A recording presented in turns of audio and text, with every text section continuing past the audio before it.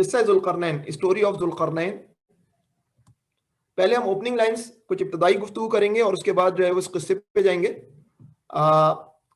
آپ کو سوالات کا اپنا موقع ملے گا. اگر آپ ریز ہینڈ کر رہے ہیں تو اس وقت جب سوالات ہوں گے ان شاء اللہ تعالیٰ ارادہ یہی ہے کہ 2:05 پہ ہم سوالات جو ہے وہ شروع کر دیں گے. تو اس وقت جو ہے یا پاکستان کے وقت کے مطابق 4:05 پر تو ہم اس لحاظ سے اس وقت آپ سے سوالات لے لیں گے نا. ابھی آپ تھوڑا سا انتظار کر لینا کیونکہ کچھ بچے جو ہے ریز ہینڈ کر رہے ہیں. اچھا یہ آپ کو نظر آ رہا ہے یہ کیا ہے؟ یہ کسی سے پوچھیں حمزہ بھائی یہ کیا ہے؟ جی بالکل ہم پوچھتے ہیں دیکھتے ہیں کس کس کے ہینڈز ریز ہوئے ہیں. اور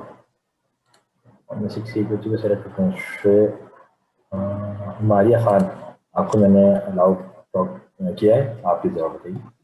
جی السلام علیکم. وعلیکم السلام. جی یہ تاج ہے. تاج ہے، بالکل تاج ہے. اس کو کراؤن کہتے ہیں، تاج ہے یہ. اور جو ہے وہ تاج جو ہے وہ بڑا اہم ہوتا ہے کس کے اندر. اب تاج کو جب سر پہ آتا ہے نا انسانوں کے، تو انسانوں کے 2 قسم کے رویے ہوتے ہیں، بیہیویئرز ہوتے ہیں. ایک تو کہتے ہیں کہ میں جو ہے کوئی یہ رسپانسبلٹی نہیں ہے، میں کوئی ان اکاؤنٹیبل ہوں، میں کسی کو جواب دہ نہیں ہوں، مجھے کوئی جواب نہیں دینا، کسی کو جو کروں میری مرضی، اور یہ انٹرٹینمنٹ کے طور پر ہے. ایک رویہ یہ ہوتا ہے. اور ایک رویہ یہ ہوتا ہے کہ یہ ڈیوٹی ہے، یہ رسپانسبلٹی ہے. اور جو ہے وہ اب آپ خود سوچیں کہ ان میں سے کون سا رویہ جو ہے وہ اچھا ہے اور کون سا رویہ خراب ہے. آپ یقیناً یہ کہیں گے کہ یہ رویہ جو ہے وہ ان اکاؤنٹیبل اور یہ انٹرٹینمنٹ ہے، یہ ناقابل قبول ہے. اور ڈیوٹی ہے اور یہ رسپانسبلٹی ہے، یہی وہ راستہ ہے جو کہ جو ہے وہ صحیح راستہ ہے. اچھا آگے چلتے ہیں. یہ کون بتائے گا یہ کیا ہے؟ یہ بتائیں گے سعد بن موونگ. سعد اپن میوٹ کیجیے اور بتائیے. السلام علیکم. یہ وہ کہتے ہیں کنگ بیڈ تھے. کنگ بیڈ ہے. اچھا اور کوئی؟ کنگ کی کرسی ہے. کنگ کی کرسی ہے، کنگ کی چیئر ہے. ٹھیک ہے، ویری گڈ. چلیں ہم ابھی تقریباً صحیح جواب ہے، اس وجہ سے میں کسی اور سے نہیں پوچھوں گا. یہ ایک تاج، یہ ایک اور جو ہے وہ یوں سمجھیں کہ تخت ہے. اور یہ تخت جو ہے وہ ہندوستان کا تخت ہے جو مغل بادشاہوں نے بنایا تھا. اس کو کہتے ہیں پیکاک تھرون. Peacock thrown. تو اس کے اندر جو ہے وہ آپ دیکھیں یہ بندہ بیٹھا ہوا ہے. اسی تھرون کے اندر جو ہے وہ ایک جو ہے وہ کرسی ہے. اگر آپ دیکھیں تو یہ جو اوپر چڑھ کے جو ہے وہ ادھر بیٹھے ہوئے ہیں اور ایک اور کرسی اس طرح کی ہے. تو یہ جو ہے واٹ از دس، یہ تھرون ہے. اور تھرون جو ہوتا ہے اس کے لیے اردو کے لفظ جو ہیں وہ کیا کیا ہیں؟ عرش ہے، تخت ہے، کرسی ہے. یہ ساری کی ساری ہم کہتے ہیں تخت و تاج. کسی بادشاہ کے لیے ہم کہتے ہیں اس کا بڑا تخت و تاج ہے. تو اس کے والے سے بھی وہی بات آئے گی کہ اس تخت پر بیٹھنے کے نتیجے میں لوگ جو ہے نا وہ بگڑ جاتے ہیں. وہ سمجھتے ہیں کہ ہم ان اکاؤنٹیبل ہیں، وہ سمجھتے ہیں سب انٹرٹینمنٹ ہے. یہ انسان جو ہمارے نیچے ہیں یہ ہمارے جو ہے وہ کھلونے ہیں، ہم ان سے کھیلیں گے. اور دوسرا رویہ جو ہے وہ یہ ہے کہ یہ ایک ڈیوٹی ہے، یہ ایک رسپانسبلٹی ہے. اور آپ خوب سمجھتے ہیں کہ اس کے اندر کون سا بیہیویئر جو ہے وہ صحیح ہے اور کون سا بیہیویئر جو ہے وہ غلط ہے. ان اکاؤنٹیبل انٹرٹینمنٹ ہرگز قابل قبول نہیں ہے. اور یقیناً ڈیوٹی اینڈ رسپانسبلٹی اس کا صحیح جواب ہے کہ تھرون جو ہے وہ بذات خود رسپانسبلٹی لے کر آتا ہے، ایک ڈیوٹی لے کر آتا ہے. دیکھیں طاقت جو ہے وہ اصل میں ایک ایسی چیز ہے جو انسان کو قوت دیتی ہے، لیکن اگر طاقت کا مس یوز کیا جائے تو طاقت اصل میں انسان کی کمزوری بن جاتی ہے. طاقت انسان میں اصل کی کمزوری بن جاتی ہے. اس کے لیے انگریزی میں کہتے ہیں پاور کرپٹس. پاور کرپٹ کر دیتی ہے. قوت جو ہے انسان کو ایروگینٹ بناتی ہے، متکبر بناتی ہے، اسے غلط راستوں پہ ڈال دیتی ہے. تو انسان جو ہے وہ اپنے آپ کو خدا سمجھنے لگتا ہے جب وہ بادشاہ بنتا ہے. انسان سمجھتا ہے کہ اپنی آنکھیں دکھاتا ہے, اپنی منہ سے جو ہے وہ آگ نکالتا ہے, اور جو ہے یہ اس طرح کا اینیمیشن نہیں, اس کے اندر غصہ ہوتا ہے, اس کے اندر بڑا جلال ہوتا ہے, لیکن وہ بھول جاتا ہے کہ یہ خدائی جس کو سمجھ رہا ہے, یہ جو بادشاہت ہے, یہ یقیناً جو ہے وہ ختم ہو جائے گی, ایک دن اسے قبر میں جانا ہے اور اسے اپنے رب کے آگے جو ہے وہ جواب دینا ہے. تو ہمیشہ یاد رکھیں, اصل کامیاب فرد وہ ہے جو طاقت کو کنٹرول کرے, نہ کہ طاقت اس کو کنٹرول کرے. ایک لطیفہ ہے یا تنزیہ بات ہے, یہ اس کو کہتے ہیں پائریٹ نا, قزاق اردو میں کہتے ہیں, بحری قزاق. یہ سمندر میں جو جہازوں کو لوٹتے ہیں نا, یہ بحری قزاق کہلاتے ہیں, اور ان کا مقصد یہ ہوتا ہے کہ دے وانٹ ایوری تھنگ, ان کو ہر چیز چاہیے ہوتی ہے, دے وانٹ ایوری تھنگ. تو سکندر اعظم نے کے دربار میں, سکندر ایک الیگزینڈر دا گریٹ, یہ ایک بہت بڑا بادشاہ تھا, اس کے دربار میں ایک قزاق پیش ہوا, ایک گرفتار ہو گیا پائریٹ, اور وہ جو ہے وہ گرفتار ہو گیا. تو وہاں پر وہ دربار میں پہنچا, بہت بہادر تھا وہ قزاق نا, وہ پائریٹ. تو کیا ہوا کہ اس نے بڑے وہ اعتماد سے جو ہے سکندر کے سامنے ایک بات کہی کہ بھائی صاحب, سکندر صاحب, میں ایک جہاز سے جو لوٹ مار کرتا ہوں اس پر میں ڈاکو کہلاتا ہوں, اور تم جو اپنے فلیٹ کے ساتھ, تم اپنے بحری بیڑے کے ساتھ وہی کام کرتے ہو, تم بادشاہ کہلاتے ہو. فرق کیا ہے ہم دونوں کے اندر؟ میں چھوٹے لیول کا ہوں تو میں ڈاکو, اور تم بڑے لیول کے ہو تو تم ایمپرر. تو جو ہے وہ یوں اس نے کہا, what do you mean by seizing the whole earth? Because I do with it with a petty ship, I am called a robber, while you who does it with a great fleet are styled emperor. بڑے stylish قسم کے جو ہے emperor ہو. تو بنیادی طور پر کیا ہے کہ اگر کوئی بادشاہ, دنیا اس کو بادشاہ کہے, لیکن وہ انسانوں کے ساتھ زیادتی کرتا ہے, انسانوں کے ساتھ لوٹ مار کرتا ہے, تو اس کے درمیان اور ایک چھوٹے سے ڈاکو کے درمیان کوئی فرق نہیں ہے. تو تخت و تاج جو ہے وہ بہت بڑی ذمہ داری ہے, تخت و تاج بہت بڑی ذمہ داری ہے. اللہ تعالیٰ سب سے زیادہ جو حساب کتاب کریں گے اسی کے کریں گے جس کے پاس زیادہ اختیار ہوگا. تو یہ اسلام کا نقطہ نظر کیا ہے؟ اسلام کا نقطہ نظر یہ ہے, اسلام کا پوائنٹ آف ویو یہ ہے کہ تخت و تاج جو ہے وہ ایک بہت بڑی امانت ہے. امانت کیا ہوتی ہے؟ کسی کی کوئی بندہ جو ہے آپ کو کوئی چیز رکھوا دے, آپ کو وہ واپس کرنی ہے. اور اسلام کے اندر تصور تخت و تاج کا نہیں ہے, اسلام کے اندر اصل تصور کیا ہے؟ رائی کا ہے. رائی کون ہوتا ہے؟ چرواہا, شیفرڈ. شیفرڈ کا کام کیا ہوتا ہے؟ شیفرڈ کا کام یہ ہوتا ہے کہ وہ بھیڑوں کی یا بکریوں کی حفاظت کرے, پروٹیکشن کرے, ان کو جا کر کھانا کھلائے, ان کے لیے پین لے, ان کے لیے تکالیف برداشت کرے, نہ کہ ان کے ذریعے مزے اڑائے. تو اسلام کا جو تصور ہے وہ ایک رائی کا تصور ہے. اسلام کا تصور جو ہے وہ ہم اس کو خلافت راشدہ کے اندر جب ہم دیکھتے ہیں تو خلیفہ بیچارہ جو ہے وہ, اس کی نیند حرام تھی تاکہ وہ اپنی رعیت میں جو ہے کو سکون دے سکے, اس کو حفاظت فراہم کر سکے. تو یہ جو ہے وہ بنیادی تصور ہے جو کہ اسلام کا تصور ہے. لیکن اسلام کا جو خلافت کا تصور ہے وہ آئیڈیل تصور ہے, لیکن ایسے بادشاہ بھی ہو سکتے ہیں جو اگرچہ بادشاہ ہوں لیکن وہ اپنی ذمہ داری کو اچھی طرح نبھانے کی کوشش کریں. مثلا کچھ انبیاء تھے جن کو جو ہے وہ اللہ تعالیٰ نے نہ صرف اپنی نبوت سے سرفراز فرمائے, نبوت دی, بلکہ وہ ایسے لوگ تھے کہ وہ بادشاہ بھی تھے. اور یہاں پر ہم پولنگ کرتے ہیں, آپ سے سوالات پوچھتے ہیں کہ آپ پہچانیں یہ کون لوگ ہیں. ٹھیک ہے, تو میں آپ سے سامنے پھر پولنگ کرنے جا رہا ہوں.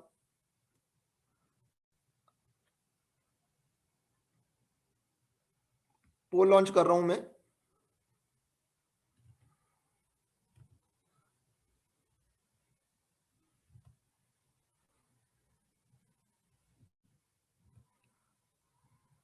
تو آپ کو نظر آ رہا ہوگا پول. پہلا سوال جو ہے وہ کون سے بادشاہ تھے جو ہاتھ کی کمائی سے کھاتے تھے, لوہار کا کام کرتے تھے؟ ایک تو یہ سوال ہے. اور دوسرا سوال یہ کہ وہ کون سے بادشاہ تھے جن کے نیچے صرف انسان ہی نہیں تھے بلکہ جن بھی تھے اور پرندے بھی تھے؟ تو یہ دو سوالات ہیں, دیکھتے ہیں آپ میں سے کون کتنا بتاتا ہے.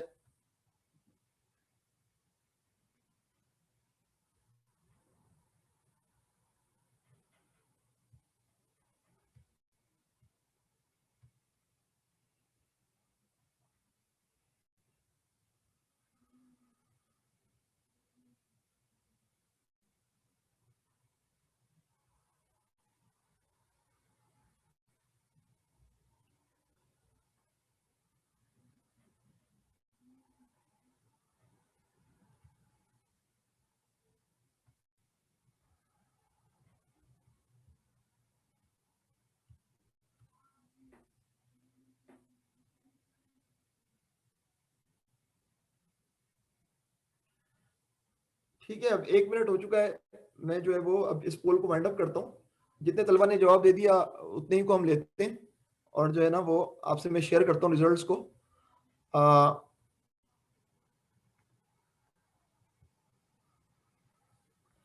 تو آپ کو نظر آ رہا ہے کہ 64% طلبا نے جو ہے بالکل صحیح جواب دیا ہے. وہ کون سے بادشاہ تھے جو ہاتھ کی کمائی سے کھاتے تھے اور لوہار کا کام کرتے تھے؟ حضرت داؤد علیہ السلام تھے. اور حضرت داؤد علیہ السلام جو ہے وہ ایسے نبی تھے کہ بادشاہ تھے کہ ہفتے میں جو ہے وہ کئی دن تو وہ مہینے میں کئی دن تو وہ روزے رکھے ہوئے ہوتے تھے, اور جو ہے وہ مستقل جو ہے وہ پریشان حال رہتے تھے اپنی رعایا کے. حضرت داؤد علیہ السلام کے بیٹے تھے سلیمان علیہ السلام. حضرت سلیمان علیہ السلام, دوسرا سوال کا جواب صحیح جواب حضرت سلیمان علیہ السلام ہے. حضرت سلیمان علیہ السلام وہ بادشاہ تھے جن کے نیچے نہ صرف انسان تھے بلکہ جن بھی تھے, اور جن کی جو ہے نیچے جو ہے پرندے بھی تھے, اور جو ہے پرندے بھی جو ہے وہ سلیمان علیہ السلام کی جو ہے وہ بات مانتے تھے, ان کے لشکر کے اندر شامل تھے. تو آپ میں سے اکثر نے ماشاءاللہ جو ہے وہ صحیح جواب دیا ہے. دونوں کے اندر ذوالقرنین کا کوئی رول نہیں ہے. آپ سمجھ رہے ہوں گے ٹاپک ذوالقرنین ہے تو آنسر بھی یہ ہوگا, دونوں کے اندر ذوالقرنین کا رول نہیں ہے. ٹھیک ہے, آپ نے رزلٹ دیکھ لیے ہیں. اب میں دوبارہ واپس جو ہے نا وہ پروگرام کی طرف جاتا ہوں. یہ پول ہو گیا.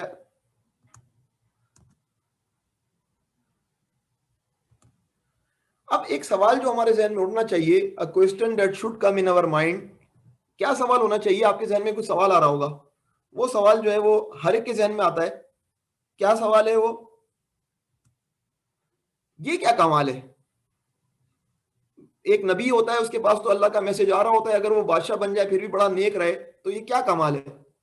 ہمیں تو کوئی ایسا بادشاہ بتاؤ جو نبی نہ ہو, جو پروفٹ نہ ہو, لیکن وہ اپنی قوت پر کنٹرول رکھتا ہو, جو انصاف کرتا ہو, جو اپنے رب کے آگے جھکتا ہو, جو اپنے آپ کو اکاؤنٹیبل سمجھتا ہو, جواب دہ سمجھتا ہو کہ میں جو ہے وہ ہائر پاور یعنی کہ اللہ تعالیٰ کے آگے جواب دہ ہوں. ایسا بادشاہ دکھاؤ. آپ نے تو ہمیں داؤد علیہ السلام بتا دیا جن پہ زبور نازل ہوئی ہے, سلیمان علیہ السلام بتا دیا جو کہ اتنے بڑے نبی تھے. تو ہمیں تو اس طرح کے چاہیے, کوئی اس طرح کے تو بتائیں ہمیں بادشاہ جو کہ قوت آنے کے باوجود بھی اپنے آپ کو کنٹرول رکھتے ہیں. تو is there any king who was good and was not prophet? یہ سوال جو ہے ہمارے ذہن میں آتا ہے. لیکن پھر میں نے آپ کے سامنے ابھی جواب دینے کی ضرورت نہیں, ہم اسی جواب کی تلاش میں آگے بڑھیں گے تو آپ کو اور بھی باتیں سمجھ میں آئیں گی. Is there any king who was good and was not prophet? تو یہ دیکھیں اس دور کے اندر جب یہ ایسے کنگ ہوں گے تو زمین کتنی خوش ہوگی, زمین پر کتنا امن ہوگا, زمین پر کتنا چین ہوگا. مگر یہ سوال جب آتا ہے تو اس کے نتیجے میں کچھ اور سوالات بھی آ جاتے ہیں. سب سے اہم, اگر آپ دیکھیں پیچھے کی سلائیڈ کے اندر تو میں نے انڈر لائن کیا ہوا ہے گڈ کے اوپر نا, good. Is there any king who was good? Was there any king who was good and was not prophet? کچھ بھی آپ اس طرح لے لیں. تو اس کے نتیجے میں ایک اور سوال آتا ہے. وہ سوال یہ ہے کہ یہ اچھا کیا ہوتا ہے؟ What is good? یہ اچھا کیا ہوتا ہے؟ یہ ایڈجیکٹو ہے نا, یہ جو صفہ ہے, یہ اچھا یہ کیا ہوتا ہے؟ فار ایگزامپل اچھا بادشاہ کیا ہوتا ہے؟ Who is good king? Who are good subjects? اچھی رعایا کون ہوتی ہے؟ اچھا مالدار آدمی کون ہوتا ہے؟ اچھی مالدار عورت کون ہوتی ہے؟ Who is good rich man? Who is good rich woman? تو اس طرح کے سوالات ہمارے ذہن میں آتے ہیں. اور اچھے فیصلے کیا ہوتے ہیں؟ What are good decisions? یہ اچھے کے اوپر ہی آپ چیزیں لگاتے ہیں اس ایڈجیکٹو کے آگے, تو آپ کو بہت سارے سوالات آپ کے سامنے بن جائیں گے. تو بنیادی طور پر ہم تو آج کی نشست میں جو ڈسکشن کرنے والے ہیں وہ ہے who is good king. لیکن یہ 4 سوالات جو میں نے آپ کے سامنے رکھے ہیں, یہ 4 سوالات اصل میں سورۃ الکہف کے اندر ان سوالات کے ہمیں جوابات ملتے ہیں. آج ہم اس سوال کو دیکھ رہے ہیں who is good king. جو لاسٹ نشست تھی ہماری, لاسٹ لیکچر تھا, اس میں ہم نے واٹ آر گڈ ڈیسیشنز پر بات کی تھی.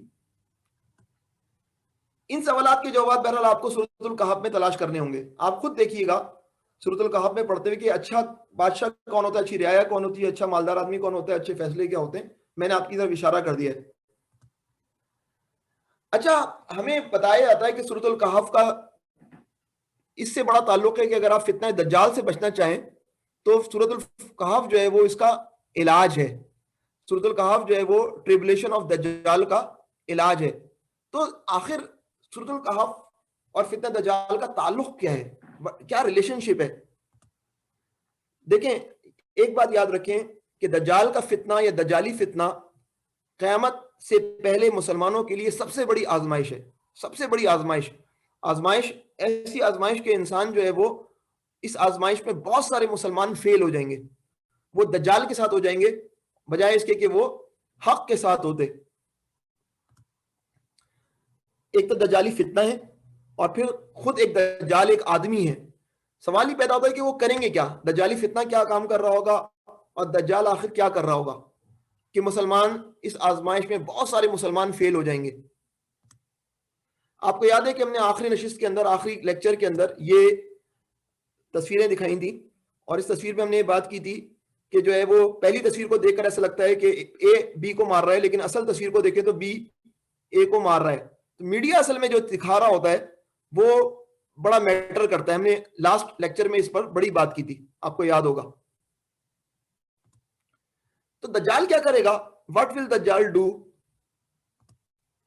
وہ آپ جانتے ہیں کہ ہیرو کو زیرو بنانا نا, ہیرو کو زیرو بنانا اور زیرو کو ہیرو بنانا, یہ کام آج کل کے میڈیا کا ہے کہ جس کو ہیرو کو چاہے تو اس کو زیرو بنا دے, ایسا پروپیگنڈا اس کے خلاف کرے, اور جو کوئی حضرت کوئی کام نہ کرتے ہوں ان کو ہیرو بنا کر پیش کرے. یہ میڈیا کا کام ہے. لیکن دجال اس سے بڑھ کر جو ہے وہ دجال یا دجالی فتنہ جو ہے وہ اس سے بھی بڑھ کر کام کرے گا. میڈیا آج کل بھی یہی کام کر رہا ہوتا ہے. وہ کیا کرتا ہے کہ جو ہے وہ ہیرو کو ولن بنا دیتا ہے, ہیرو کو ولن بنا دیتا ہے اور ولن کو ہیرو بنا دیتا ہے. یعنی کہ جو مسلمان ہوں گے وہ ٹیررسٹ بن جائیں گے, جو مسلمان ہوں گے وہ فسادی کہلائیں گے, اور جو فسادی ہوں گے وہ بہت اچھے لوگ کہلائیں گے. یہ جو ہے وہ بنیادی فیچر ہے جو کہ جو ہے وہ اس دجالی دور کا فیچر ہوگا, دجالی فتنے کا فیچر ہوگا کہ انسان کو سمجھ میں نہیں آئے گا کون سا آدمی اچھا ہے. میں نے بھی بات کی نا good, what is good, who is good king. دجالی دور کے اندر یہی بات سمجھ میں نہیں آ رہی ہوئی. یہ کنگ لگتا تو بڑا اچھا ہے, میڈیا بھی بتا رہا ہے کہ بہت اچھا ہے, لیکن وہ ہوگا کیا؟ وہ اچھا نہیں ہوگا. یہ لوگ جو دجال کے پیچھے چل رہے ہیں یہ بھی بڑے اچھے لوگ لگ رہے ہیں, بڑے پڑھے لکھے لوگ ہیں. میڈیا بھی ان کو بتاتا ہے کہ بڑے پڑھے لکھے لوگ ہیں, ان کے مقابلے میں لوگ جاہل لگتے ہیں. لیکن اصل میں وہ جاہل لوگ جس کو میڈیا جاہل بتا رہا ہوگا وہ کون ہوں گے؟ وہ ہیرو ہوں گے اور ان کو ولن بنا دیا گیا ہوگا.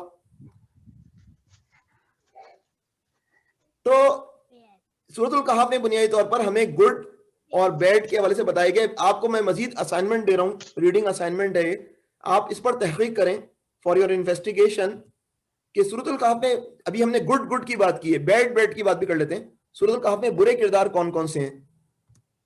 خراب بادشاہ کون سا ہے؟ خراب رعایا, خراب سبجیکٹس کون کون سی ہیں, کون ہوتی ہیں؟ آپ کو اس کی اگزامپل لانی ہوگی. خراب مالدار آدمی کون ہوتا ہے؟ خراب فیصلے کون سے ہوتے ہیں؟ تو جس طرح آپ نے اچھی وہ باتیں کی تھی کہ اچھا گڈ, تو اس کے گڈ ایڈجیکٹو کے ساتھ, اس طرح بیڈ کے ایڈجیکٹو کے ساتھ آپ کو لگانا ہے bad king, bad subjects, bad rich person, bad decisions. اور آپ اس کو انویسٹیگیٹ کریں سورۃ الکہف کو خود پڑھ کے نا. بہت ساری چیزیں میں لیکچر میں آپ کے سامنے بیان نہیں کر سکتا, لیکن جب آپ کے سامنے یہ دونوں کمپیریزن آ جائیں گے, good king versus bad king, good subjects versus bad subject, تو آپ کو فتنہ دجال کے حوالے سے جو ہے وہ کا جو چیلنج ہے اس کو فیس کرنے میں انشاءاللہ تعالی آسانی ہوگی. اور بھی کچھ خراب ہے سورۃ الکہف کے اندر, وہ بھی آپ تلاش کریں میرا اللہ.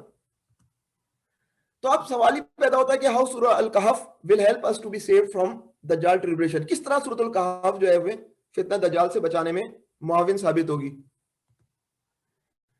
دیکھیں ہم کہہ رہے ہیں نا کہ دجال کو ہیرو بنا کر پیش کیا جائے گا, دجال کو ہیرو بنا کر پیش کیا جائے گا, حالانکہ وہ ولن ہوگا. تو ہمیں ولن کو ریکگنائز کرنا ہوگا, ہمیں اس ولن کو پہچاننا ہوگا. سورۃ الکہف جو ہے وہ اصل میں یہ کرے گی کہ ہمیں اس ولن کو, اس دجالی فتنے کو اور اس دجال کو پہچاننے میں مدد دے گی. ریکگنیشن, ہم ریکگنائز کر پائیں گے کہ یہ دجال ہے اور یہ دجالی ٹریبلیشن ہے. اور اس کے مقابلے میں, دجال کے مقابلے میں جو اہل ایمان ہوں گے, جو حق پرست ہوں گے, جو سچ والے ہوں گے, سورۃ الکہف جو ہے ہماری مدد کرے گی کہ ہم ان کو بھی ریکگنائز کر سکیں. جب ہم ریکگنائز کریں گے تو پھر اگلا اسٹیپ کیا ہوگا؟ انشاءاللہ تعالی وہ ہمیں یہ بھی ہمت دے گی سورۃ الکہف کہ ہم اس حق کو جو ہم نے حق پہچانا ہے اس کے لیے ہم کھڑے بھی ہو جائیں, تو ہمیں کھڑے ہونے کی بھی ہمت دے گی. تو سورۃ الکہف کے اندر وہ مضامین ہیں جس کے نتیجے میں ہمارے اندر وہ سینس بیدار ہونی چاہیے جس کے نتیجے میں ہم دجال کو, اس کے فتنے کو پہچان سکیں, اہل حق کو پہچان سکیں, اور اہل حق کو پہچاننے کے بعد ان کا ساتھ دینے پر آمادہ ہو سکیں. اس وقت آج کی نشست کا موضوع فتنہ دجال نہیں ہے, ورنہ فتنہ دجال پہ ہم بہت ساری بات کر سکتے ہیں, لیکن میں آپ کے سامنے جو رکھنا چاہ رہا ہوں وہ یہ کہ جو ہے وہ ہم نے گڈ کنگ سے شروع کی بات, گڈ پہ بات کی, پھر بیڈ پہ بات کی, اور اس تناظر میں ہم نے بات کی کہ یہ جو گڈ اور بیڈ کے کرائٹیریا اگر ہم پہچان لیں تو ہم دجال کو بھی پہچان لیں گے. لیکن ہمیں آنا تو بہرحال قصہ ذوالقرنین پر ہے. ہم واپس پرانے سوال کی طرف آتے ہیں جہاں سے ہم آغاز کیا تھا. ہم نے وہ یہ تھا, کیا کوئی ایسا بادشاہ بھی ہے جو نبی بھی نہ ہو لیکن اپنی قوت پر کنٹرول رکھتا ہو, انصاف کرتا ہو, اپنے رب کے آگے جھکتا ہو, اپنے آپ کو جواب دہ سمجھتا ہو؟ تو یہ سوال تھا, is there any king who was good and was not prophet؟ تو گڈ کنگ کی ہمیں تلاش ہے, کون سا گڈ کنگ ہے. تو اس تناظر میں جو ہے وہ ہم قصہ ذوالقرنین جو ہے وہ پڑھنے اور سمجھنے کی کوشش کریں گے. اچھا, قصہ ذوالقرنین کے اندر جو ہے وہ اب دو طریقے ہیں بات کرنے کے. میں آپ کے سامنے جو ہے وہ واقعہ رکھ دوں گا بجائے اس کے کہ میں ریکگنائز کرنے کی کوشش کروں کہ ذوالقرنین کون تھے, کیونکہ ریکگنیشن جو ہے وہ بذات خود ایک الگ موضوع ہے کہ ہم تاریخ میں, لیکن میں ایک مرحلے پر بات آپ کو بتانے کی کوشش کروں گا اور پھر بہت ساری باتیں میں سوال اور جوابات کے لیے چھوڑ دوں گا. تو سب سے پہلے تو یہ بات کر لیں کہ قصہ ذوالقرنین قرآن میں کہاں ہے. آپ کو پتا ہے کہ ہم سورۃ الکہف پڑھ رہے ہیں, تو سورۃ الکہف کے اندر جو ہے وہ قصہ ذوالقرنین موجود ہے, اور سورۃ الکہف مکی سورت ہے. تو ہوا کیا تھا, سورۃ الکہف جو نازل ہوئی ہے اس میں کچھ جوابات ہیں. کس چیز کے جوابات ہیں؟ کفار مکہ کا ایک وفد جو ہے وہ مدینہ آ گیا, نبی کریم صلی اللہ علیہ وسلم مکے میں تبلیغ کر رہے ہیں, تو کفار جو ہے وہ آپ صلی اللہ علیہ وسلم کو نعوذ باللہ جھوٹا ثابت کرنا چاہ رہے تھے. تو انہوں نے کہا کہ تمہارے پاس وہی آتی ہے نا, تو اہل کتاب کے پاس ہم جائیں گے, مدینے میں یہودی ہیں, ہم ان سے پوچھ کے آتے ہیں. کچھ سوالات انہوں نے پلان یہ بنایا اور وہ یہود کے پاس گئے, وہاں سے وہ کچھ سوالات لے کر آئے, وہاں پر علماء سے ملاقات کی اور کچھ سوالات لے کر آئے, اور وہاں پر سوال لانے سے پہلے رسول اللہ صلی اللہ علیہ وسلم نے گفتگو کی کہ ہمارے ہاں ایک فرد آ گیا ہے جو کہ اپنے آپ کو نبی بتاتا ہے کہ میں نبی ہوں, تو جو ہے وہ ہمیں کچھ سوالات بتائیں تاکہ ہم ٹیسٹ کر سکیں. تو علماء یہود نے ان کفار مکہ کو 3 سوالات دیے, اور وہ 3 سوالات لے کر مکہ واپس آئے مدینہ سے. تو وہ 3 سوالات میں سے آج کے دن ہمیں صرف ایک سوال ڈسکس کرنا ہے جو قرآن حکیم میں ان الفاظ کے ساتھ ہے, وَيَسْأَلُونَكَ عَنْ ذِي الْقَرْنَيْنِ. اس کا کیا مطلب ہے؟ وہ یعنی کفار مکہ آپ صلی اللہ علیہ وسلم سے ذوالقرنین کے متعلق سوال کرتے ہیں. تو اس کا مطلب ہے کہ ایک سوال جو ہے وہ کم از کم ذوالقرنین کے متعلق تھا جو کہ آپ کو نظر آ رہا ہے. اچھا, آپ کبھی پریشان نہیں ہوئی گا کہ دیکھیں عربی کے اندر لکھا ہوا ہے ذی القرنین اور میں یہاں پر لکھ رہا ہوں ذوالقرنین. یہ عربی گرامر کا مسئلہ ہے. ذوالقرنین اور ذی القرنین ایک ہی لفظ ہے اور ایک ہی لفظ کی 2 اسٹیٹس ہیں. کبھی آپ دیکھیں گے ابو ہریرہ, بعض دفعہ آپ دیکھیں گے ابا ہریرہ, اور بعض دفعہ دیکھیں گے ابی ہریرہ. تینوں ایک ہی چیز ہیں, اصل میں گرامیٹیکل یہ چیز ہے. تو کبھی پریشان نہیں ہوگا کہ ذی القرنین لکھا ہوا ہے قرآن میں اور یہاں پر جو ذوالقرنین لکھا ہوا ہے, دونوں ایک ہی چیز ہیں. یہ بات سمجھ لیں بہرحال. تو ہم بقیہ سوالات کو آج ڈسکس نہیں کریں گے کیونکہ اگلے سوالات جو ہیں وہ اگلے لیکچرز کے اندر بھی زیر بحث آ جائیں گے. آج صرف ایک سوالات ہم آپ کے سامنے رکھ رہے ہیں کہ کفار مکہ نے یہود کے ساتھ پاس سے آ کر جو سوال لیا وہ تھا وَيَسْأَلُونَكَ عَنْ ذِي الْقَرْنَيْنِ. تو اب ذی القرنین کون ہے؟ ذی القرنین کے متعلق سوال کر دیا گیا. سب سے پہلے ذی القرنین کے معنی کیا ہیں ہمیں سب سے پہلے سمجھنے کی ضرورت ہے. ذو القرنین, تو یہ آپ کو نظر آ رہا ہے, یہ 2 سینگ ہیں, قرنین ہیں, یہ قرنین 2 سینگ. ذو القرنین 2 سینگ والا, 2 سینگوں والا, the one having 2 horns. دو سینگوں کی مختلف تشریحات ہیں. مثلاً کسی کے سر پر دو سینگ ہو سکتے ہیں, یعنی کوئی آدمی ایسا ہے جس کے سر پر دو سینگ ہیں, اس نے کوئی ایسا ہیلمٹ پہنا ہوا ہے یا اس کے اوپر کوئی ایسا زخم لگ گیا کہ اس کے دو سینگ نظر آ رہے ہیں. یا پھر جو ہے وہ سورج جہاں طلوع ہوتا ہے, جو سورج جہاں غروب ہوتا ہے, وہاں کے قرن کے حساب سے وہ دونوں جگہ پہنچا تو وہ ذوالقرنین بن گیا. یا اس کے بال اس طرح کے ہیں کہ وہ دو حصوں میں تقسیم ہو گئے, تو سر کے بالوں کی دو لٹیں ہیں, ٹریس جس کو انگریزی میں کہتے ہیں, زلفیں ہیں جس کو, تو یہ بھی ہو سکتا ہے. تو مختلف علماء نے ذوالقرنین کی ڈکشنری میننگ بتائیں تو اس طرح کے بتائیں. تو فردر ڈیٹیلز کے اندر اگر ہم جائیں, مزید تفصیلات کے اندر, تو قرآن یہ بتاتا ہے کہ ذوالقرنین کون تھے. ہم نے اس کو زمین میں اقتدار ادا کر رکھا تھا اور اسے ہر قسم کے اسباب اور وسائل بخشے تھے. یعنی ایسا اقتدار نہیں تھا کہ بادشاہ ہے لیکن اس کے پاس کچھ پیسے نہیں ہیں, بادشاہ ہے اس کے پاس فوج بڑی کمزور ہے, نہیں, اقتدار بھی تھا اور اقتدار کے حوالے سے قوتیں بھی تھیں. اب سوال یہ ہوتا ہے کہ آپ جب قرآن میں یہ حصہ پڑھیں گے تو آپ کو مختلف جو ہے پوائنٹ آف ویوز ملیں گے. بعض جگہ لکھا ہوا ہوگا کہ ذوالقرنین نبی تھے, تو جو میجورٹی آف اسکالرز ہیں وہ اس بات سے ایگری نہیں ہے کہ وہ نبی تھے, نمبر ایک. بعض جگہ یہ بھی لکھا ہوگا کہ ذوالقرنین فرشتہ, بعض لوگوں نے کہا. ذوالقرنین میجورٹی آف اسکالرز اس بات پہ ایگری ہیں کہ ذوالقرنین فرشتہ بھی نہیں تھے. ذوالقرنین ایک اچھے آدمی تھے اور بادشاہ تھے, عادل بادشاہ تھے, اور بادشاہ ایسے ایسے کمزور قسم کے بادشاہ نہیں تھے, بڑے طاقتور قسم کے بادشاہ تھے. We granted him power in the land and endowed him with all kinds of resources. اب ذوالقرنین کے حوالے سے قرآن براہ راست جو ہے وہ یہ گفتگو کرنا شروع کرتا ہے کہ ذوالقرنین کی قوت کا کیا حال تھا. اب دنیا کے اندر جو ہے وہ فساد ہے, دنیا میں جو ہے لڑائی ہے, ظالم قسم کے حکمران ہیں, اور اس تناظر میں اللہ تعالیٰ نے ذوالقرنین کو قوت عطا فرمائی ہے اور وہ اس دنیا سے فساد کو ختم کرنا چاہتے ہیں. قرآن بتلاتا ہے کہ وہ اس تناظر کے اندر جو ہے وہ نکلتے ہیں اپنی پہلی مہم پر, his first expedition. کہاں نکلتے ہیں وہ نکلتے ہیں مغرب کی سائڈ پر. وہ جہاں تھے وہاں سے وہ مغرب کی طرف نکلتے ہیں اور ملک پر ملک فتح کرتے ہوئے آگے بڑھتے چلے جاتے ہیں. ایک ایسے ملک میں پہنچ جاتے ہیں جہاں پر آ کر جو ہے وہ خشکی ختم ہو جاتی ہے, اور وہاں آگے جو ہے وہ سمندر تھا, ایک جھیل نما سمندر, اور وہاں کیونکہ سمندر آ گیا تو آگے بڑھنے کا سوال نہیں تھا, کوئی فلیٹ نہیں تھا ان کے پاس, ذوالقرنین کے پاس. تو یہاں آ کر جو ہے بات ختم ہو گئی. ذوالقرنین جو ہے وہ مغرب کی طرف بڑھتے بڑھتے یہاں پر آ کر رک گئے. تو یہاں پر ایسا قرآن میں الفاظ ہیں کہ وہاں سورج ڈوب رہا تھا. آپ جب بڑے ہوں گے تو ہو سکتا ہے آپ کو ایسے لوگوں سے پالا پڑے جو مذاق اڑا رہے ہوں, دیکھو قرآن کو تو یہ بھی نہیں پتا کہ سورج جو ہے وہ, قرآن یہ کہتا ہے کہ سورج جو ہے وہ سمندر میں ڈوب رہا ہے. اصل میں سمندر میں ڈوب رہا ہے کا مطلب یہ نہیں کہ سمندر کے اندر جا رہا ہے, بلکہ جب آپ کبھی سیلے سمندر پہ جائیں گے اور مغرب کا وقت ہوگا تو آپ کو لگے گا کہ سورج جو ہے وہ سمندر کے اندر جا رہا ہے. وہ کیفیت قرآن نے بیان کی ہے.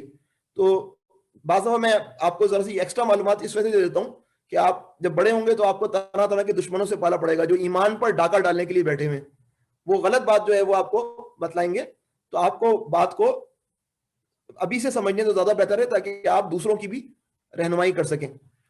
تو اب یہاں تک پہنچ گئے اور اس پورے علاقے کے اندر جو ہے وہ فتح کر لیا تو اس کا مطلب کیا ہے کہ اب اس پہ قبضہ کر لیا تو اس کا مطلب کیا ہے کہ اب جو ہے یہاں کا مال ان کا, یہاں کے جان ان کی, ہر ایک چیز انہی کی, تو ہے بادشاہ ہیں, ہر چیز چل جاتی ہے. لیکن ذوالقرنین کو اپنے پر بڑا کنٹرول حاصل ہے.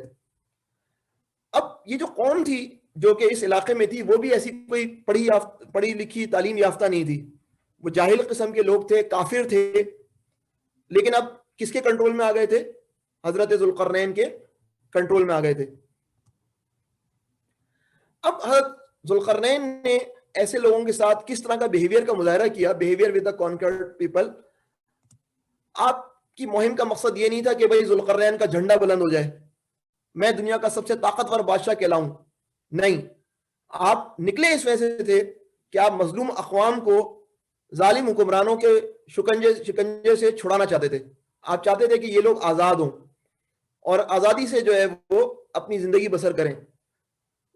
تو آپ نے یہ بھی کام کیا کہ لوگوں کو ان ظالم حکمرانوں سے نجات دلائی، اور اس کے ساتھ ساتھ لوگوں کو توحید کی دعوت دی، اسلام کی دعوت دی کہ لوگوں تمہارا ایک خدا ہے، اس خدا کے آگے جھکو، میں بھی اس خدا کے آگے جھکتا ہوں، تم بھی اس خدا کے آگے جھکو۔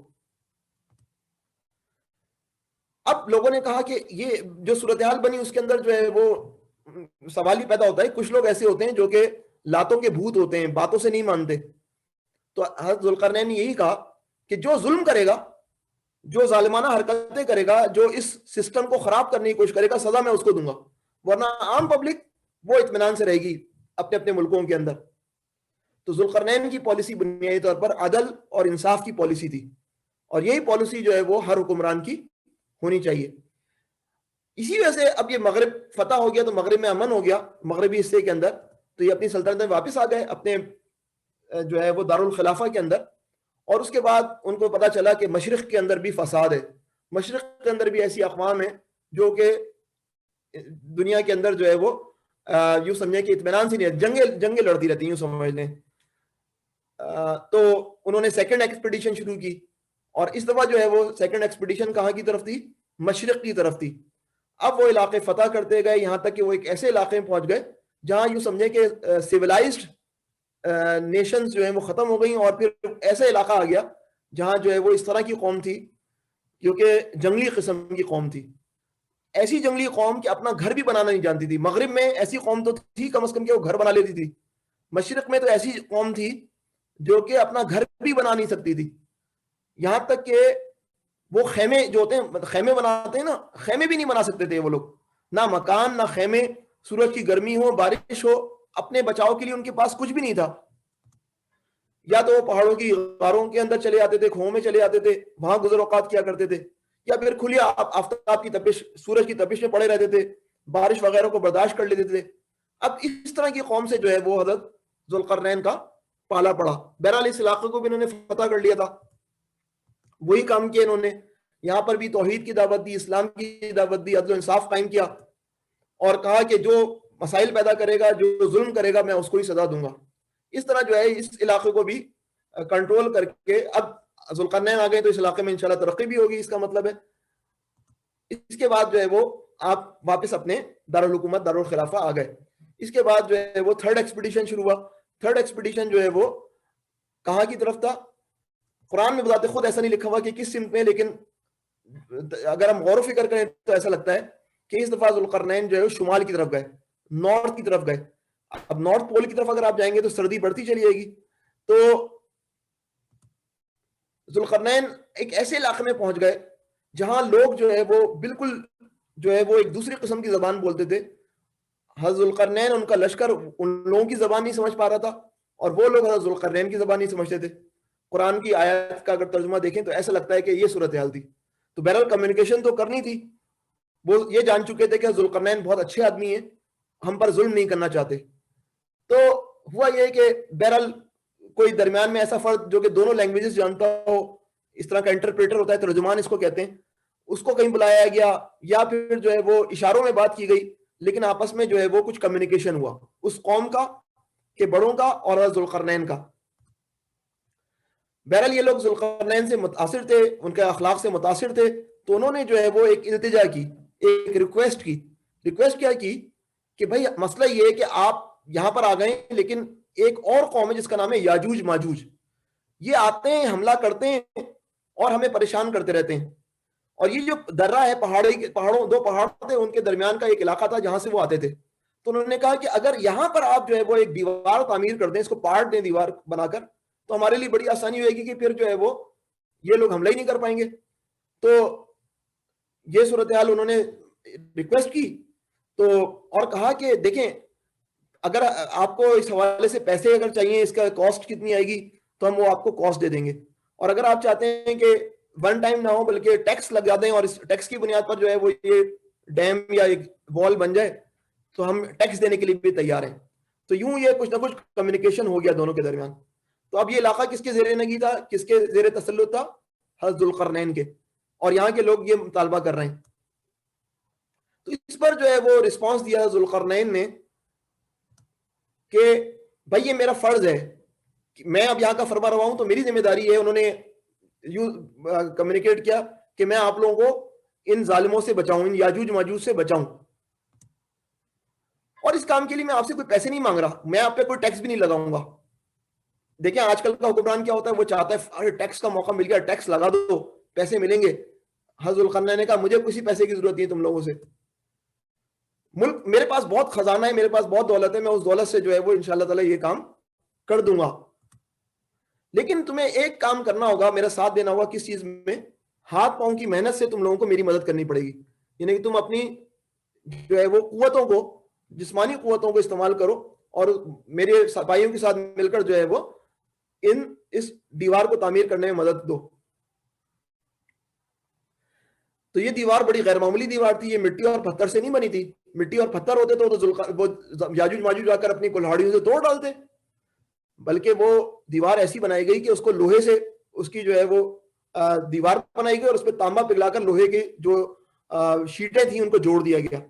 تو لوہے کے تختوں کو پہلے کھڑا کیا گیا, زبردست قسم کی دیوار بنائی گئی, اور پھر وہ خوب گرم کیا گیا. جب وہ لوہا جو ہے وہ آگ کی طرح سرخ ہو گیا تو اس پر جو ہے پگھلا ہوا تانبا جو ہے ڈال دیا گیا, اور اس طرح جو ہے وہ شیٹیں ایک دوسرے سے بڑی زبردست طریقے سے جڑ گئیں. اس زمانے کی دیکھیں کیسی زبردست ٹیکنالوجی, اس زمانے میں بھی ٹیکنالوجی استعمال ہوتی تھی. اس دیوار کی تعمیر سے جو ہے وہ کیا ہوا کہ یاجوج ماجوج جو ہے وہ اس قابل نہیں رہے کہ وہ اس علاقے میں آ پاتے جہاں کی قوم پریشان تھی. دیوار بلند تھی, اتنی بلند بنائی کہ اس کے اوپر سے چھلانگ لگا کے یاجوج ماجوج نہ آ سکیں, اور اتنی لوہے کی تھی, اتنی آہنی تھی کہ اس کو سوراخ بھی نہ کر سکیں. اس طرح یاجوج ماجوج اس علاقے میں آنے سے بلاک ہو گئے. اب دیوار تعمیر ہو گئی تو ذوالقرنین نے یہ نہیں کہا دیکھا میرا ٹیکنالوجی کا شاہکار, میں کتنا جینیس ہوں.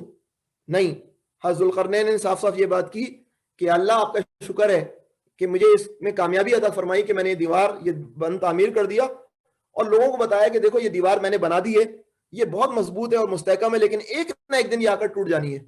جب اس کے وعدہ آ جائے گا اس کا ٹوٹنے کا تو یہ ٹوٹ جائے گی. تو یہ جو ہے وہ 3 واقعات ہیں جو قرآن حکیم نے بیان کیے ہیں. اور اب آپ سوچ رہے ہوں گے کہ یہ واقعات جو ہے وہ واقعات تو ہیں بہرحال آپ کو, لیکن اس کے اندر اس اسٹوری کے اندر کوئی سسپینس نہیں ہے اس اسٹوری کے اندر, لیکن اس کے اندر بہت بڑا سبق ہے. لیکن سبق ہم پڑھنے سے پہلے کچھ جو ہے باتیں ایسی کریں گے کہ ہم سمجھنے کی کوشش کریں گے کہ ابھی ہم نے آخری نشست میں کیا واقعہ پڑھا تھا, حضرت خضر اور موسیٰ علیہ السلام کا, حضرت موسیٰ علیہ السلام اور خضر علیہ السلام کا. اب ہم نے واقعہ پڑھا ہے حضرت ذوالقرنین کا. ان دونوں واقعات کے درمیان کیا تعلق ہے, پہلے ہم اس کو پڑھ لیں اور اس کے بعد جو ہے وہ آگے بڑھتے ہیں. تو قصہ ذوالقرنین اور قصہ خضر و موسیٰ علیہ السلام میں مناسبت, سیمیٹری کیا ہے, symmetry between the story of Zulqarnain and story of prophet Musa and Al-Khidr. دیکھیں دونوں نے سفر کیا, آپ نے دیکھا کہ حضرت موسیٰ علیہ السلام نے بھی سفر کیا اور حضرت ذوالقرنین نے بھی سفر کیا. پرپس دونوں کے الگ الگ تھے. موسیٰ علیہ السلام کا سفر جو تھا وہ علم کے حصول کے لیے تھا, نالج سیکنگ کے لیے تھا. ذوالقرنین کے قصے کے اندر جو سفر ہے وہ کیا ہے, جہاد فی سبیل اللہ کا ہے. حضرت موسیٰ علیہ السلام نے حضرت خضر علیہ السلام کے ساتھ مل کر 3 جو ہے مقامات پر کچھ نہ کچھ سیکھا. ذوالقرنین کے بھی 3 واقعات بیان ہوئے. حضرت موسیٰ علیہ السلام علم کے حصول کے لیے ہر قسم کے تکبر سے پاک تھے. حضرت ذوالقرنین فتوحات کے حصول کے بعد بھی ہر قسم کے تکبر سے پاک تھے. ان کے اندر کوئی ایروگینس نہیں تھی کہ میں یہ ہوں, میں اتنی توپ قسم کی چیز ہوں, نہیں, دونوں کے اندر کوئی تکبر نہیں ہے. حضرت موسیٰ علیہ السلام اتنے جلیل القدر پیغمبر ہیں, ان کے اندر بھی تکبر نہیں ہے. ذوالقرنین اتنے بڑے فاتح ہیں, ان کے اندر بھی کوئی تکبر نہیں ہے. اس کے بعد ہم 3 واقعات کو 3 واقعات سے میپ کریں گے. حضرت خضر علیہ السلام اور موسیٰ علیہ السلام کے جو واقعات ہیں 3, اور حضرت ذوالقرنین کے واقعے کو میپ کر کے سمجھنے کی کوشش کریں گے کہ ان کی میپنگ کیا ہے. دیکھیں اس کے اندر ہمیں ذوالقرنین کے واقعے کے اندر اور موسیٰ علیہ السلام اور خضر علیہ السلام کے واقعے کے اندر ایک اہم ترین چیز نظر آ رہی ہے کہ ڈیسیژن میکنگ, فیصلہ سازی کے لیے علم کی بڑی اہمیت ہوتی ہے. علم کی روشنی میں.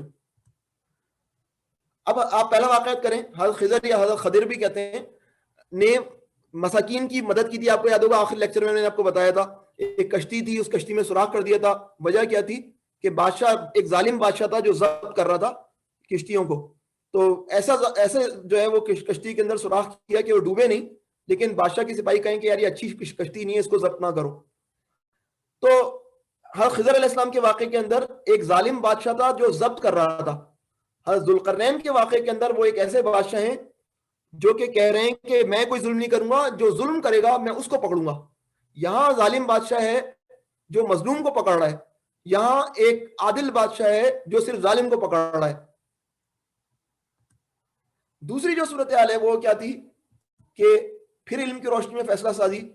حضرت خضر علیہ السلام نے ایک لڑکے کو قتل کیا تھا. کو پتا ہے کہ وہ لڑکا بڑا ہو کر بڑا بدتمیز اور خراب قسم کا لڑکا بننا تھا اور اس کے ماں باپ بڑے اچھے تھے. تو حضرت خضر علیہ السلام کو فیوچر کا علم تھا, اس وجہ سے انہوں نے کہا کہ اس بچے کو مار دیا جائے گا اور اس کے بجائے دوسرا بچہ جو ہے اچھے میاں بیوی کو دیا جائے گا. حضرت موسیٰ علیہ السلام اور حضرت خضر علیہ السلام کے اس واقعے کے مقابلے میں حضرت ذوالقرنین کی کیا کیفیت ہے؟ وہ ایک عجیب و غریب قوم کے سامنے آئے. وہ غیر تہذیب یافتہ تھی, گھروں کے بغیر تھی, کپڑوں کے بھی بظاہر بغیر تھی بعض رائے کے مطابق. اب ایسی قوم جو ہے وہ اتنی غیر تہذیب یافتہ ہے, ایسی قوم کے متعلق تصور یہ ہوتا ہے کہ مستقبل میں یہ بڑا فساد مچائے گی. جس طرح وہ بچہ مستقبل فساد مچا سکتا تھا, مگر حضرت خضر علیہ السلام کو پکا علم تھا تو انہوں نے اس بچے کو مار دیا. لیکن حضرت ذوالقرنین تو کچھ بھی نہیں کہہ سکتے تھے. ہو سکتا ہے یہ قوم سدھر جائے, ہو سکتا ہے یہ قوم بگڑ جائے, کنفرم نہیں تھے. تو حضرت ذوالقرنین نے اس قوم کو چھوا بھی نہیں, جبکہ حضرت خضر علیہ السلام نے اس لڑکے کو مار ڈالا. کیا وجہ تھی؟ Lack of knowledge. حضرت ذوالقرنین کے پاس لیک آف نالج تھی, حضرت خضر علیہ السلام کے بعد فل نالج تھی. اس کے بعد جو ہے وہ تیسرا واقعہ ہے. تیسرے واقعے کے اندر پھر علم کا مسئلہ ہے. حضرت خضر علیہ السلام نے ایک گرتی ہوئی دیوار کو تعمیر کیا.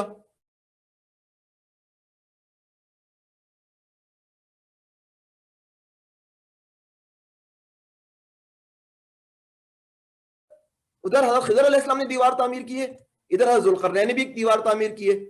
ادھر ایک قوم ہے جو مظلوم ہے اور کچھ ظالم لوگ ہیں جو کہ جو ہے وہ آ کر قبضہ کر لیتے ہیں لوگوں کے مال پر. ادھر وہ سارے پڑوسی ظالم تھے جو یتیموں کا خزانہ ضبط کرنے کے لیے آمادہ تھے.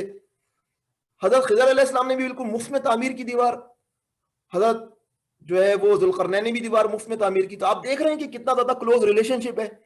ایک مائکرو لیول کا واقعہ ہے اور ایک میکرو لیول کا واقعہ ہے, یعنی کہ ایک چھوٹے پیمانے پر واقعہ ہے اور ایک بڑے پیمانے پر ہونے والے واقعات ہیں, لیکن دونوں کو قرآن نے کتنی خوبصورتی سے جو ہے وہ ایک ساتھ کیا ہے. تو یہاں پر ایک بات سمجھ میں آتی ہے کہ relation ship of knowledge and power. Relation ship of knowledge and power, دیکھیں یہ زرافہ ہے اور اس کے پیچھے شیر لگا ہوا ہے. زرافے کو ایڈوانٹیج کیا حاصل ہے؟ چلیں اس میں آپ سے پوچھتا ہوں تھوڑا سا, تاکہ آپ لوگ اکیلے اتنے دیر سے سنے جا رہے ہیں. زرافے کے پاس نالج زیادہ ہے یا پاور زیادہ ہے؟ اگر میں آپ سے یہ سوال کروں, جی کون بتائے گا زرافے کے پاس نالج زیادہ ہے پاور زیادہ ہے؟ یہ بتائیے محمد فرحان. جی زرافے کے پاس وہ علم زیادہ ہے. کیا کون سا والا علم؟ جی کس قسم کا علم, کیا علم زیادہ ہے اس کے؟ کہ دوسرا وہ اگر کوئی ہمارے پیچھے یا ہمیں مارنے آ رہا ہے ہمیں بھاگنا چاہیے, مطلب بھاگنا. ٹھیک ہے, اور کوئی بچہ؟ Very good. اور کسی اور سے ہی پوچھ لیں. میرا آپ بھی بتائیے. جب آپ کو انمیوٹ کر دیا آپ بھی بتائیے.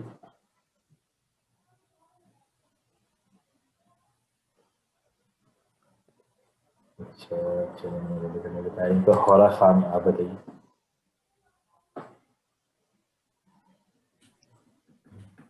جی زرافے کے پاس علم زیادہ ہے کیونکہ اسے معلوم ہے کہ چیتا اسے پکڑنے آ رہا ہے تو اس لیے وہ بھاگ رہا ہے. اچھا دیکھیں زرافہ جو ہے نا وہ بہت لمبا جانور ہے. جب وہ لمبا جانور ہے نا تو وہ دور دور تک دیکھ سکتا ہے کہ لینڈ اسکیپ پر, گراؤنڈ پر کون کہاں سے آ رہا ہے. تو زرافے کے پاس, یہ آپ نے بالکل صحیح جواب دیا کہ زرافے کے پاس نالج زیادہ ہے, لیکن زرافے کے پاس پاور نہیں ہے.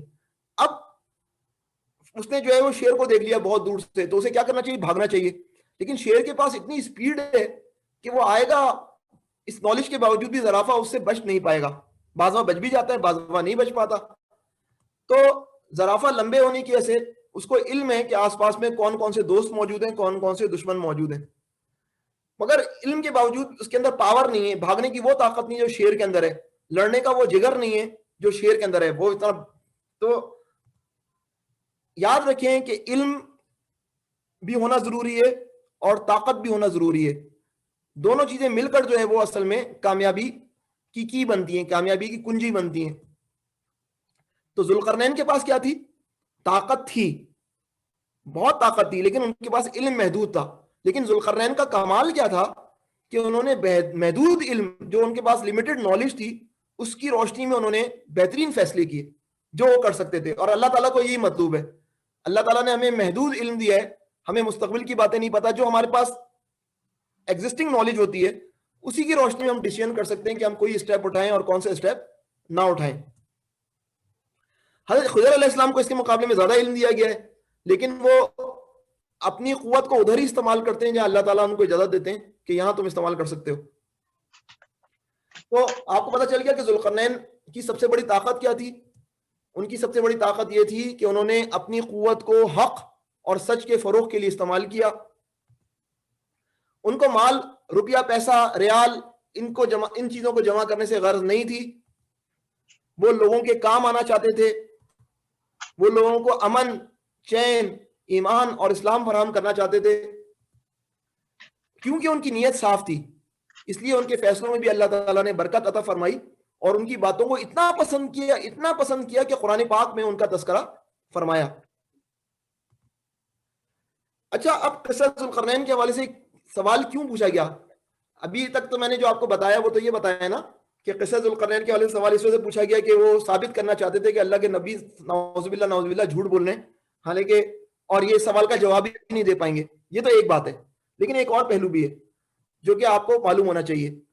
وہ یہ کہ جس زمانے میں سورۃ الکہف نازل ہوئی اس وقت حالات کیا تھے دنیا کے, پہلے آپ یہ سمجھیں. مگر اس بات کو سمجھنے سے پہلے ایک بات کو تسلیم کرنا پڑے گا کہ ہمیں تسلیم کرنا پڑے گا کہ ذوالقرنین کون تھے. تو ذوالقرنین کے متعلق آج کل کے جو علماء ہیں, آج کل کے جو اسکالرز ہیں, ان کی رائے یہ ہے کہ ذوالقرنین ایک بادشاہ تھے جن کا نام تھا سائرس, خسرو, کوروش, ایک ہی نام ہے. انہوں نے جو ہے وہ کیا کیا تھا, ان کا کنٹریبیوشن کیا تھا, بہت ہی نیک اور عادل بادشاہ تھے. انہوں نے بنی اسرائیل جو اس وقت کے مسلمان تھے ان کو جو ہے وہ غلام بن گئے تھے. ایک حکومت تھی بابل کی, عراق کی, انہوں نے ان کو غلام بنا لیا تھا. تو ذوالقرنین وہ بادشاہ تھے جنہوں نے بنی اسرائیل کو بابل کی غلامی سے نجات دلائی تھی. تو آج کل کے اسکالرز اس بات پر متفق ہیں. اگر اس بات کو تسلیم کر لیا جائے تو میں آپ کو پولیٹیکل سچویشن بتاتا ہوں کہ سیاسی طور پر کیا صورتحال تھی. تو آپ یہ دیکھیں کہ یہ اگر آپ کو تصویر نظر آ رہی ہے, 4 ونگز ہیں اس مجسمے میں, اور اوپر دیکھیں ایک سینگ ہے, اور اس سینگ ایک سینگ نہیں بلکہ 2 سینگ ہیں, ایک سینگ یہاں پر ہے اور ایک سینگ یہاں پر ہے. اس کی یہ کیونکہ یہ سائرس کا مجسمہ ہے جو کہ بعد کے لوگوں نے بنایا. سائرس خود تو نہیں چاہتے تھے کہ ان کا مجسمہ بنے, تو 2 سینگ کے حوالے سے آپ کے سامنے نظر آ رہا ہے کہ پرانے زمانے کے لوگوں نے ان کو 2 سینگ والا ہی سمجھا, ذوالقرنین. تو یہ بھی ایک دلیل ہے سائرس کے ذوالقرنین ہونے کی. تو what Jews wanted to know through this question, اگر وہ کہہ رہے ہیں کہ ذوالقرنین کون تھے یا مشرق و مغرب میں کس فرد نے سفر کیا, سوال سے یہ کیا نتیجہ خاص کرنا چاہ رہے تھے؟ آخر یہودی معلوم کیا کرنا چاہ رہے تھے, ان کے ذہن میں کیا بات بیک اینڈ پہ چل رہی تھی؟ تو دیکھیں یہ ایک میپ ہے, تھوڑا سا مشکل ہے لیکن آپ اس کو سمجھیں. دیکھیں اس کے اندر جو ہے وہ یہ قریش ہے, اس کا مطلب یہ پورا سعودی عربیہ ہے, میرا ماؤس اگر آپ دیکھ رہے ہوں, اور اس کے اندر یہ پرشین امپائر ہے. جب نبی کریم صلی اللہ علیہ وسلم تشریف لائے 600 کا مطلب ہے نبی کریم صلی اللہ علیہ وسلم 570 یا 571 میں آئے. نبی کریم صلی اللہ علیہ وسلم 29 سال کے تھے اس وقت کا یہ میپ ہے اندازے کا. تو اس کے اندر دنیا میں 2 بڑی طاقتیں تھیں, ایک رومن امپائر تھی جس کو بازنطین امپائر بھی کہتے ہیں, اور ایک پرشین امپائر تھی جو کہ ایرانی شہنشاہیت تھی, پرشیا. تو یہ جو لکھمی ہیں اور یہ پورا جو جامنی کلر ہے آپ دیکھ رہے ہیں, پرپل کلر, یہ سارے کے سارے ایرانی یا پرشین پاورز کے نیچے تھے, پرشین پاور کے نیچے تھا. اور یہ بقیہ حصہ جو ہے وہ اس کے اندر اکثر جو ہے وہ رومنز کے نیچے تھا. نبی کریم صلی اللہ علیہ وسلم جب تشریف آئے نا تو ان 2 سپر پاورز کی لڑائی ہو رہی تھی, انٹرنیشنل گلوبل وار چل رہی تھی, ورلڈ وار تھی. نبی کریم صلی اللہ علیہ وسلم جس زمانے میں تشریف آئے تو ورلڈ وار چل رہی تھی. تو روم اور فارس کے درمیان, پرشین امپائر کے درمیان, اور روم کا بادشاہ کو کہتے تھے سیزر, عربی میں کہتے ہیں قیصر. فارس کے بادشاہ کو کہتے تھے کسرا, قیصر و کسرا, قیصر اور کسرا کی جنگ. روم کی حکومت کا مذہب تھا عیسائی اور عیسائیوں کی اکثریت ان کے ساتھ تھی. کرسچن تھے, یعنی کہ دو بڑے مذاہب ہیں حضور اکرم صلی اللہ علیہ وسلم کی آمد سے کے وقت, ایک کرسچینٹی ایک جوڈازم یہودیت, اور روم جو ہے کس کے ساتھ ہے؟ روم خود عیسائی ہے اور عیسائیوں کی اکثریت اس کے ساتھ ہے. فارس جو ہے وہ کس کے ساتھ ہے؟ اس کا مذہب زوروسٹرین زرتشت مذہب ہے, ایک مذہب تھا یہ آگ کی پوجا, مگر اس کے اندر دیگر مذاہب کے لوگ بھی تھے. اور سب سے اہم بات یہ تھی کہ یہودی جو تھے نا اس انٹرنیشنل وار کے اندر فارس کے ساتھ تھے, فارس پرشیا کے ساتھ تھے. کفار مکہ جو تھے وہ بھی فارس کے ساتھ تھے. یہ صورتحال تھی. اب رسول اللہ علیہ وسلم کو اللہ تعالیٰ نے نبی بنایا, اعلان نبوت تھا, 40 سال کی عمر ہو گئی, اور غار حرا میں نبی کریم صلی اللہ علیہ وسلم کے پاس وحی آئی. تو اب جب یہ سلسلہ شروع ہوا تو فارس جو ہے وہ پرشیا انٹرنیشنل لیول پہ روم کو ہر جگہ شکست دے رہا ہے. ادھر مسلمانوں پر جو ہے وہ کفار نے ظلم کرنا شروع کیا, تو مسلمان جو ہے بھاگ کر کہاں چلے گئے؟ مسلمانوں میں سے ایک گروپ وہ چلا گیا حبشہ. حبشہ تھا عیسائی, وہاں کے بادشاہ تھا نجاشی, عہدہ تھا نجاشی, انگریزی میں کہتے ہیں اس کو نیگس. اس نے مسلمانوں کو پناہ دی, عیسائیوں نے مسلمانوں کی مدد کی, تو مسلمان ان کے ممنون تھے.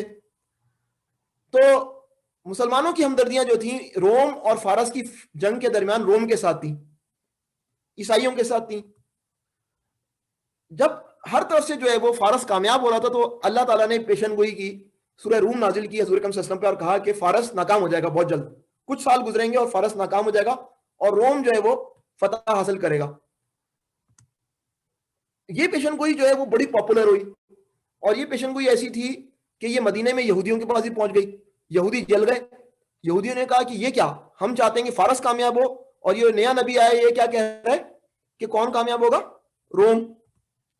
تو رسول اللہ صلی اللہ علیہ وسلم کو وہ عیسائیوں کا دوست سمجھنے لگے یہودی, کہ یہ کوئی عیسائیت کا جو ہے نا ایک فرقہ ہے یہ اسلام نا. تو اس ٹائم کے اندر جو ہے وہ صورتحال یہ تھی کہ روم کے پاس جو ہے نا وہ یروشلم تھا. یروشلم آج بھی جو ہے نا فلسطین کے اندر ایک شہر ہے جہاں پر مسجد اقصی ہے. تو یروشلم میں کس کے ہاتھوں میں تھا؟ عیسائیوں کے ہاتھ میں تھا, اور عیسائیوں نے یہودیوں کو وہاں داخلے سے روک رکھا تھا. تو فارس کی مدد سے جو ہے, پرشیا کی مدد سے یہودی چاہ رہے تھے کہ یروشلم پہ قبضہ کر لیں, اور تاکہ جو ہے نا وہاں پر دوبارہ اپنا ہیکل بنائیں. یروشلم یہودیوں کا مذہبی مرکز تھا, اور یہودیوں کو اس بات کا یقین تھا اس زمانے کے اندر کہ اب وہ جنگیں شروع ہو گئی ہیں کہ ہمارا مسیح آنے والا ہے, ہمارا وہ جنگی لیڈر آئے گا, جو ہمارا بادشاہ ہے, ہمارا کنگ آئے گا, جو ہمیں دنیا میں دوبارہ غلبہ دلائے گا. لیکن اس سے پہلے کیا ہوگا کہ جس طرح ذوالقرنین نے بہت سو صدیوں پہلے جو ہے وہ بابل کے اندر جب ہم غلام تھے, تو وہ بھی پرشین تھا, تو اس نے ہمیں غلامی سے نجات دلائی. تو کسرا جو ہے وہ آج کا کسرا, جو نبی کریم صلی اللہ علیہ وسلم کے دور کا کسرا ہے, اسی طرح ہمیں جو ہے دوبارہ یروشلم دلائے گا. تو ان لوگوں کے ذہن میں یہ جو نبی کریم صلی اللہ علیہ وسلم کا دور ہے, یہ وہ دور ہے جس میں یہودی جو ہے اپنے کنگ کا انتظار کر رہے تھے, اپنے مسیح کا انتظار کر رہے تھے. تو یہودی اپنے مسیح کے منتظر تھے, لیکن اللہ تعالیٰ نے کیا کیا؟ اللہ تعالیٰ نے اس مسیح کو تو نہیں بھیجا, بلکہ نبی کریم صلی اللہ علیہ وسلم کو بھیجا. دوسری طرف جو ہے وہ, اب آپ سمجھ گئے کہ جو ہے وہ یہ سوال جو ذوالقرنین کے متعلق پوچھ رہے ہیں یہودی, تو وہ ان کے ذہن میں وہ ہے کہ اس لیڈر کے متعلق کیا رائے جو کس طرح ہے. وہ مزید یہ معلومات کرنا چاہتے ہیں کہ ذوالقرنین کو, جو پرانا والا ذوالقرنین ہے, اس کے متعلق نبی کریم صلی اللہ علیہ وسلم کیا رائے رکھتے ہیں. اچھا, کرسچن ویو ذوالقرنین کی کیا ہے؟ یہ تو یہودیوں کی ویو ہو گئی. کرسچن ویو ذوالقرنین کی کیا ہے؟ یہ آپ کو یہ ایک مجسمہ نظر آ رہا ہے, اس کے 2 سینگ ہیں, آپ کو نظر آ رہا ہے. یہ مائیکل اینجلو کا بنایا ہوا مشہور مجسمہ ہے, جس میں نعوذ باللہ نعوذ باللہ نعوذ باللہ یہ موسیٰ علیہ السلام کا مجسمہ بنایا گیا. عیسائیوں کے ہاں ذوالقرنین کون ہے؟ حضرت موسیٰ علیہ السلام ہے. اب آپ دلچسپ بات دیکھیں کہ یسألونک عن ذی القرنین کے بعد جو ہے وہ قصہ خضر و موسیٰ موجود ہے. تو عیسائیوں کے ہاں کون ہے؟ حضرت موسیٰ علیہ السلام ذوالقرنین ہے. ایکزوڈس کے اندر ایک آیت ہے جس کی انہوں نے غلط تشریح کی ہے. تورات کا ایک چیپٹر ہے ایکزوڈس, بک ہے ایکزوڈس, اس کی غلط تشریح کے نتیجے کے اندر عیسائی کیا سمجھتے ہیں کہ ذوالقرنین کون ہے؟ حضرت موسیٰ علیہ السلام ہے. تو اللہ کے نبی صلی اللہ علیہ وسلم نے واضح طور پہ بتایا کہ ذوالقرنین کون ہے؟ وہی والا ذوالقرنین ہے جو یہودیوں والا ہے. اس معاملے میں ہم عیسائیوں کے نقطہ نظر سے متفق نہیں ہیں, لیکن ذوالقرنین کس کے لیے تھا؟ ذوالقرنین انسانیت کے لیے تھا, ظلم کرنے والوں کے لیے نہیں تھا. تو آخری جو کچھ سلائڈ ہے اس کے اندر سورۃ الکہف میں کس قوم کا تذکرہ نہیں آیا. سورۃ الکہف میں بنی اسرائیل کا, دیکھیں سورۃ الکہف سے پہلے سورہ بنی اسرائیل ہے. سورہ بنی اسرائیل میں بنی اسرائیل کا تذکرہ ہی تذکرہ ہے, بنی اسرائیل بنی اسرائیل بنی اسرائیل. سورۃ الکہف میں کس کے جواب دیے گئے؟ یہودیوں کے سوالات کے جوابات دیے گئے. لیکن اس سورت کے اندر آپ کو قطعاً جو ہے وہ بنی اسرائیل کا تذکرہ نہیں ملے گا. ان کے دو ہیروز, یہودیوں کے دو ہیروز جو ہیں اس سورت کے اندر موجود ہیں, ایک حضرت موسیٰ علیہ السلام اور ایک حضرت خضر علیہ السلام. لیکن دونوں کی زندگی کے کون سے واقعات بیان کیے گئے جن کا بنی اسرائیل سے کوئی تعلق نہیں ہے. حضرت موسیٰ علیہ السلام کے واقعے میں حضرت موسیٰ علیہ السلام کسی اور قوم کے اندر موجود ہیں اور وہاں جو ہے خضر علیہ السلام کے ساتھ گھوم رہے ہیں. ذوالقرنین کی 3 مہمات ہیں اور تینوں مہمات وہ والی ان کا تعلق بنی اسرائیل سے نہیں ہے. وہ والی مہم کا تذکرہ ہی نہیں کیا قرآن نے جس مہم میں ذوالقرنین نے بنی اسرائیل کو بابل کی غلامی سے نجات دلائی. اللہ تعالیٰ کیا بتا رہے ہیں؟ اللہ تعالیٰ بتا رہے ہیں کہ میں بنی اسرائیل کا ہی خدا نہیں ہوں بلکہ میری رحمت تو تمام انسانیت پر چھائی ہوئی ہے. یہاں پر آ کر میں اپنی گفتگو ختم کرتا ہوں, خلاصہ رکھ دیتا ہوں. کفار مکہ کو بتایا گیا کہ تم تھوڑی سی سرداری پر اتنے تکبر کا مظاہرہ کر رہے ہو, تم نبی کریم صلی اللہ علیہ وسلم کی جو ہے وہ مخالفت کر رہے ہو کہ نبی کریم صلی اللہ علیہ وسلم کے پاس پیسہ نہیں ہے, ان کے پاس اقتدار نہیں ہے, ان کے پاس قوت نہیں ہے. دیکھو ذوالقرنین کتنا بڑا بادشاہ تھا لیکن اس نے اپنا سر ہمیشہ اپنے رب کے آگے جھکا کر رکھا. اور اس کے بعد جو ہے وہ میں آپ کے سامنے یہ بات جو آپ کو پمفلٹ ملا ہوگا اس کے سوالات رکھ دیتا ہوں کہ جو میں نے آپ کے سامنے ڈسکس کیے. کفار مکہ نے یہود سے پوچھ کر آپ سے کیا سوالات کیے میں نے آپ کو سامنے رکھا. ایک سوال بتایا آج کا کہ ذوالقرنین کون تھے, اس کے متعلق سوال تھا. ذوالقرنین کون تھے میں نے آپ کے سامنے یہ ڈسکس کیا. حضرت موسیٰ حضرت خضر علیہ السلام کے قصے اور حضرت ذوالقرنین کے قصے میں کیا چیزیں ایک جیسی لگتی ہیں یہ بھی میں نے آپ کے سامنے ڈسکس کر لیا. ذوالقرنین کی سب سے بڑی طاقت کیا تھی یہ بھی میں نے آپ کے سامنے ڈسکس کر لیا. طاقت کب اصل میں کمزوری بن جاتی ہے یہ بھی میں نے آپ کے سامنے ڈسکس کر لیا. علم اور طاقت کا کیا تعلق ہے, زرافے والی مثال سے میں نے آپ کو سمجھانے کی کوشش کی. یاجوج ماجوج قوم تھے, میں نے تھوڑا ڈسکس کیا ہے کہ ایک فساد مچانے والی قوم تھے. سورۃ الکہف میں کس قوم کا تذکرہ بالکل نہیں آیا, یہ آخری سلائڈ سیکنڈ لاسٹ سلائڈ میں آپ کے سامنے تذکرہ کیا کہ بنی اسرائیل کا تذکرہ نہیں آیا. یہاں پر آ کر میں اپنی گفتگو ختم کرتا ہوں. وآخر دعوانا الحمدللہ رب العالمین.